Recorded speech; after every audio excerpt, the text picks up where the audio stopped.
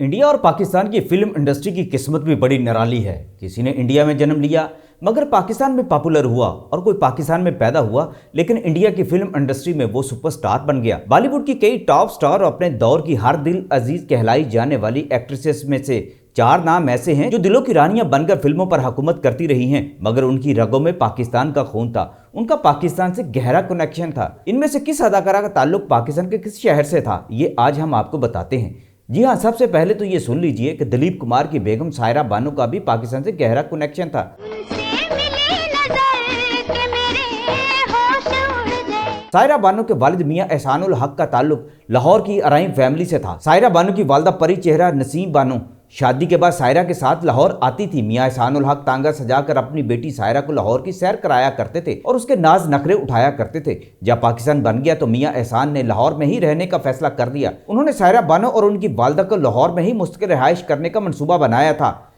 मियां एहसानुल हक ने पाकिस्तान में फिल्में प्रोड्यूस करने का भी प्रोग्राम बना लिया था और उन्होंने बाद में कई फिल्में प्रोड्यूस भी की। क़याम पाकिस्तान के वक्त सायरा बानो की उम्र यही को 3-4 साल थी। क़याम पाकिस्तान के बाद जब सायरा बानो 5 साल की हो चुकी थी, उन्हें नसीम बानो लाहौर जाने के लिए एक बार रवाना हुई, मगर वाघा बॉर्डर पर उन्हें रोक लिया गया। इस हवाले से कई कहानियां सुनाई जाती हैं कि नसीम बानो, जो हिंदी फिल्मों की महंगी और मकबूल तरीन अदाकारा थी, वो लाहौर में आकर मजीद फिल्मों में काम करना चाहती थी और इसके लिए सारे मामला तय पा गए थे।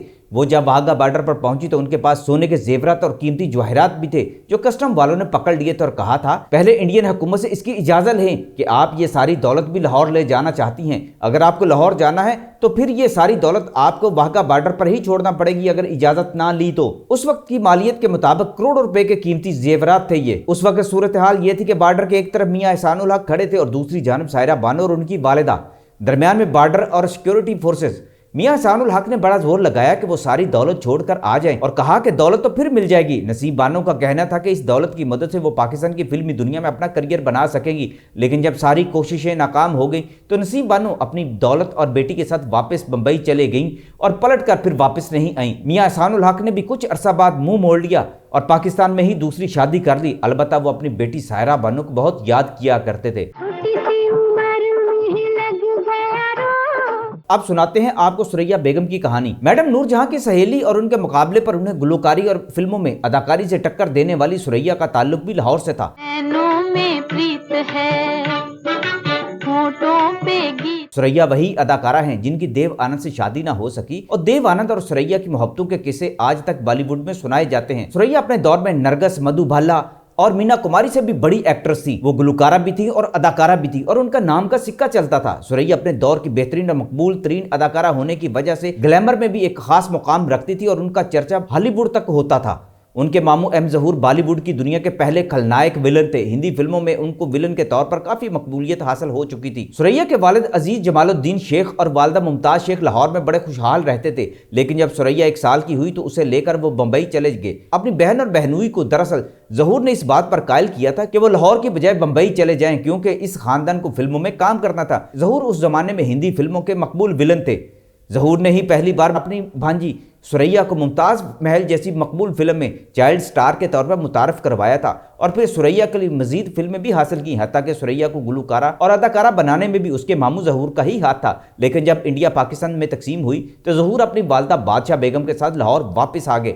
बादशाह बेगम ने सुरैया की जिंदगी में बड़ा अहम रोल अदा किया था। वो सुरैया को वापस लाहौर लाना चाहते थे और उसके लिए उन्होंने लाहौर के प्रोड्यूसर्स को भी राजी कर लिया था, लेकिन सुरैया ने देव आनंद की मोहब्बत में वापस लाहौर जाना गवारा नहीं किया था और अपनी मां के साथ अकलौती बंबई में ही रहने लगी थी। मेरा चांद मैं तेरी चांदनी। अब आपको सुनाते हैं दिलीप कुमार और कामनी कुशाल जैसी हिंदी फिल्मों में पॉपुलर होने वाली अदाकारा की कहानी। हम लाए प्यार के डोर, तू तोड़ सके तो। दिलीप कुमार और कामनी कुशाल जब हिंदी फिल्मों में पॉपुलर हो गए और इस बात का इम्कान पैदा हो गया कि इन दोनों की शादी भी हो जाएगी, तो कामनी कुशाल के साथ एक हादसा हो गया और वो अपने बहनोई से ही शादी करने पर मजबूर हो गई और दिलीप कुमार से किए वादों को भुला दिया उन्होंने और बंबई छोड़कर वापस लाहौर चली गई। लेकिन दिलीप कुमार उस दौर में अपनी मोहब्बत को वापस बंबई खींच लेने में कामयाब हो गए। इसके बाद कामनी कुशाल और दिलीप कुमार की जिंदगी में एक और शदीद धचका लगा। कामनी कुशाल के फौजी भाई ने दिलीप कुमार को कत्ल करने की धमकी दे दी और कहा कि वो उनकी शादीशुदा बहन की जिंदगी को बर्बाद न करे। भाई दोबारा कामिनी कौशल को वापस लाहौर ले गया, लेकिन जब घर चलाना मुश्किल हो गया तो कामिनी कौशल को फिर से हिंदी फिल्मों में अपना करियर बनाने के लिए बंबई में ही मुस्तकिल रहना पड़ गया। बदनाम ना हो जाए मोहब्बत का फसाना। हिंदी फिल्मों की क्वीन साधना का ताल्लुक कराची से था। उसके ताया खुद हिंदी फिल्मों के एक्टर थे। जब पाकिस्तान बना उस वक्त साधना की उम्र 5 साल थी। साधना के ताया पहले बंबई जा चुके थे और वहां सेटल हो चुके थे, इसलिए उन्होंने तकसीम के बाद अपने भाई और भतीजी को खानदान समेत बंबई बुला लिया। साधना के ताया आज की मशहूर एक्ट्रेस करीना कपूर और करिश्मा कपूर के नाना थे, यानी बबीता जो कि करीना करिश्मा की मां थी, वो साधना के ताया की बेटी थी। बबीता अपने दौर की मशहूर तरीन एक्ट्रेस बन गई थी और उनका साधना के साथ मुकाबला पड़ जाता था। साधना के दिल में कराची की मोहब्बत आखिरी दम तक मौजूद थी। देव आनंद और सुनील दत्त खास तौर पर साधना को कराची गर्ल के नाम से पुकारा करते थे, लेकिन साधना का यह ख्वाब कभी पूरा ना हो सका कि वो कराची आकर कुछ अरसा रहें।